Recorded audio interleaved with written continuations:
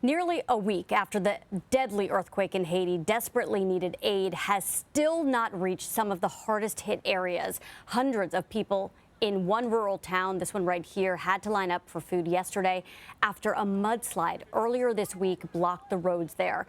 Vladimir Duthiers is in Port-au-Prince and has visited several of those towns where people need help. Good morning, Vlad.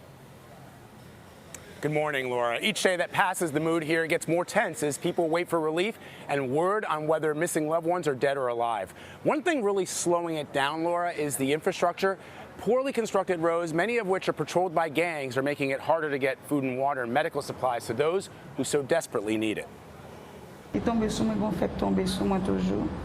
Arima Olien and her sister were buried under a mountain of rubble when their four-story apartment building collapsed during Saturday's earthquake. She says that her sister was at her side and she could hear her sister screaming, but she couldn't do anything because she herself was trapped. More than 12,000 people were injured across Haiti. It took 6 hours for a rescue team to dig Olien out. Her aunt tells us Olien's sister was killed, along with many of their neighbors, including young children. She says that 3 children were pulled from the rubble yesterday, and they died in the ambulance on the way to the hospital. Many survivors are being treated at hospitals operated or supported by independent disaster relief groups. We saw their efforts firsthand. Here at this hospital run by Doctors Without Borders, victims of the earthquake are brought here, transported by aircraft where they're stabilized.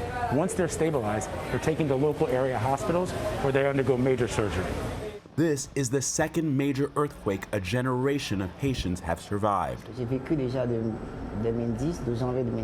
30-year-old Reginald Devrali told us he lived through the country's 2010 earthquake and says when he felt the building shake this time, he knew he only had 2 choices. Either I'm going to die here because the building is going to pancake on me, or I'm going to jump off this balcony and I may be hurt, but at least I'll be alive.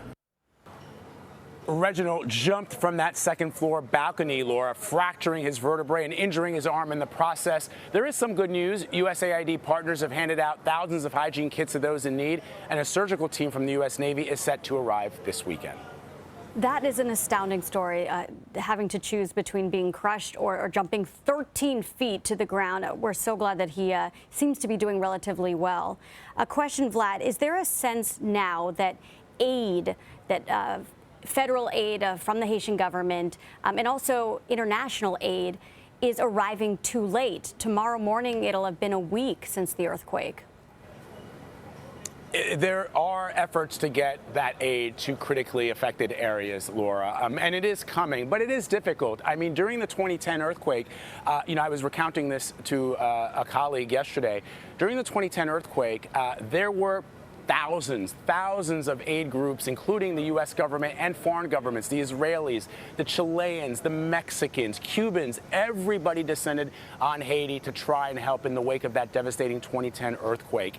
And yet you still had people who were frustrated. You still had people who weren't getting the aid that they needed because it is sometimes very, very difficult to treat everybody, to give everybody the attention that they merit. And so in this situation where the affected area is much further afield from Port-au-Prince and in some cases are in the rural areas, of course it's going to be hard to get that aid to people who need it. The good news is that there are movements and inroads being made. We've seen teams from the airport going out every single day with supplies, with food, with water, with hygiene kits, and also bringing back the critically injured. And they arrive here, many of them, at this Doctors Without Borders hospital here, Laura, where, as I mentioned, this is where they're stabilized. Oftentimes, and again, you will talk to somebody here at the hospital and they will say, I've been here since Sunday, and I'm only now finally going to be transported to an area hospital to have that major surgery.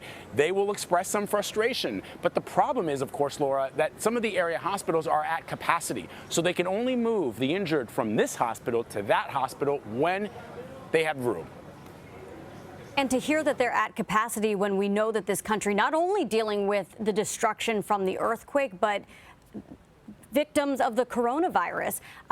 please tell us what you know about what's happening with the pandemic in Haiti and how the country is dealing with it in the midst of a natural disaster. There are two things to know. One is that Haiti does not have enough vaccines for its citizens. The other is that doctors that we've spoken to have not seen a significant spike in infections here in Haiti, which is somewhat of a good news. You know, on a regular day, Haitians are exposed to a lot of other bacteria, things that would perhaps put us, me and you and others, in the hospital. So far, many doctors breathing a sigh of relief. They would like to see everybody vaccinated. They are encouraging everybody to get vaccinated, especially as the Delta variant starts to rampage all over the world. But that right now is less of a concern than getting those people in those affected areas. And I can tell you, Laura, you know, when we were talking to that young woman in the hospital there and her aunt, the stories that they told us about the building that they lived in with 27 other families, including one family, a mother, a father, 5 children killed in the earthquake.